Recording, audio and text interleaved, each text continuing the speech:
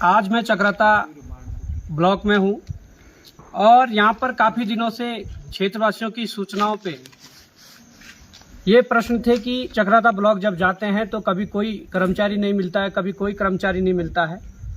तो हम आज यहां पर सुबह 11:30 बजे तक पहुंचे। तो वास्तव में इस चीज़ की पुष्टि हुई है कि कुछ कर्मचारी बहुत लापरवाही कर रहे हैं और ये मेरा उन कर्मचारियों को ये अल्टीमेटम समझिए, क्योंकि आज भी मौके पर आकर कुछ कर्मचारी गायब थे, कुछ कर्मचारी बिना सूचना के गायब थे, कुछ कर्मचारी ऑफिशियली वर्क से अनेकों कार्यालयों में, चाहे जिला कार्यालयों में हो या कहीं और जगह गए हैं। उनके लिए मैं यही कहना चाहूँगा कि वो भी इससे सीख ले कि भविष्य में वो भी इस प्रकार की घटनाएं या इस प्रकार की गलतियां ना करें। पर जो कर्मचारी बिल्कुल यहाँ से बिना सूचना के गायब थे, उनके लिए अल्टीमेटम है। ये पहली बार है, क्योंकि भविष्य में अगर इन चीज़ों की पुनरावृत्ति होगी तो निश्चित ही आपको कार्रवाई के दायरे में हम लाएंगे। और यहाँ पर मैं एक लिस्ट देख रहा था जो मुख्य द्वार पर लगी हुई है। उस लिस्ट में कुछ जो हमारे जेई हैं, कुछ ग्राम विकास अधिकारी हैं, उनकी एक सूचना जो लगाई गई है कि ये व्यक्ति इस बार को यहाँ पर बैठेगा। सोमवार से शनिवार तक के बार यहाँ पर लिखे गए हैं।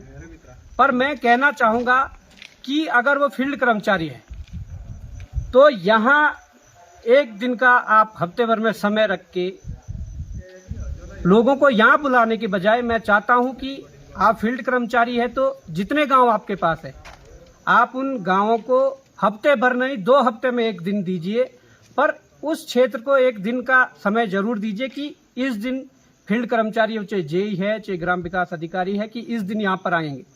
इस परिपाटी को शुरू करना पड़ेगा। आप आम जनता को यहाँ बुलाकर कभी आप खुद गायब रहते हैं, कभी कुछ। तो मैं पूर्व में भी जब ब्रह्मकांडोई क्षेत्र में था, वहाँ पर एक व्यक्ति मुझे मिले। उनका कहना था कि मैं जन्म प्रमाण पत्र बनाने के लिए 17 चक्कर काट चुका हूँ। ये वास्तव में बहुत बड़ी पीड़ा है और इसके लिए कौन जिम्मेदार है? हम सब जिम्मेदार है जो इस क्षेत्र का प्रतिनिधित्व कर रहे हैं। वो सब जिम्मेदार है जो नए ग्राम प्रधान, क्षेत्र पंचायत, जिला पंचायत, तमाम प्रकार के जनप्रतिनिधि चुनकर आए हैं। वो सब जिम्मेदार हैं जो यहाँ के वोटों से चुनकर विधानसभा या संसद पहुँच रहे हैं। मैं तमाम उन कर्मचारियों को एक बार पुनः कहना चाहता हूं कि आप अपनी ड्यूटी को ड्यूटी की तरीके से करें, क्योंकि मैंने अभी फोन पे भी कुछ कर्मचारियों से वार्ता की और एक आम नागरिक की तरह, आम ग्रामवासी की तरह बात की, तो उनका लहजा दूसरा था।